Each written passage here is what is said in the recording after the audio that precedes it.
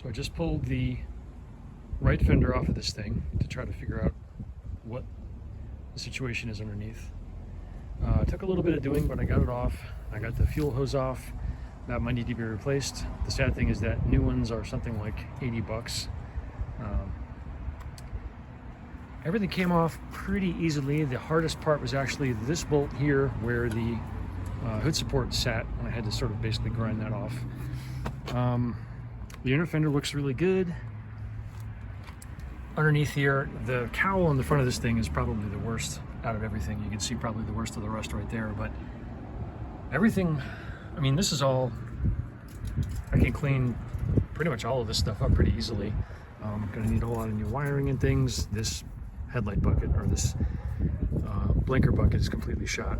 The other funny thing is that this fuel hose, so the fuel hose comes out there, goes over the frame, goes into this weird line, and then goes down and behind the shock. That's really great. With this hard line, and then was supposed to hook back up to this line here to the actual fuel tank. I don't know who put that in or what they were smoking that day, but that's all going to come out and get replaced. But it looks like all the undercoating did its job here. There are mud dauber wasps all over this thing. But yeah, that's how this thing looks. So having that piece off, I can really see what the story is on this thing and get an idea of what I'm up against. And I mean, again, the sheet metal looks like it's in really good shape. This corner's in really nice shape. I'm shocked, to be perfectly honest. But yeah, that's what we're looking at here.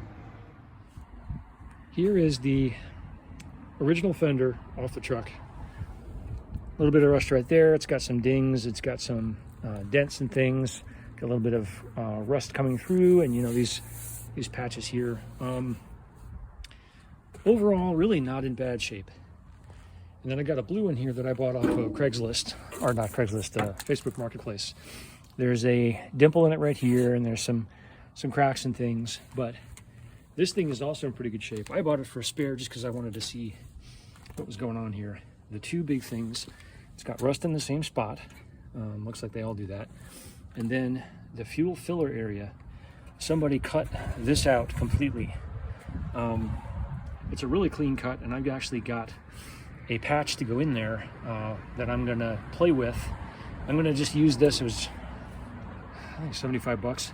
I'm gonna use this as a test bed for the red one, because the red one still has the proper fuel filler, and the patch that I have is basically just a circle here. It doesn't have this flange, so I'm gonna have to work with this one moving forward, which is fine. I can, you know, probably bang these dents out and clean this up. It shouldn't be too bad, but I'm going to use this for welding practice because this is the same thickness metal that everything else is, and you know, I can have it as a spare. I'm actually going to throw it on the truck in a minute and see what it looks like, just for giggles. And then here are the back sides of both of these. This one has already had some repair done in that corner. That's where the Bondo came through, not unexpected.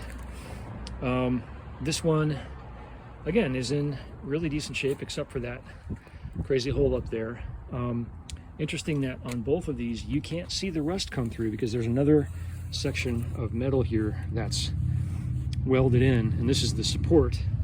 So the rust is behind this, which I guess is, you know, again, really common. Again, I can clean this up. I'm gonna basically just do as much work to that as I can, but you can see here, the same is true. I can't really see. I mean, there's a little bit of surface rust here, but I don't see rust through there. Also interesting, this one has this lip right here, whereas I don't have it on the original fender. So they must have changed things up as the years went by. Not uncommon with Internationals and other trucks.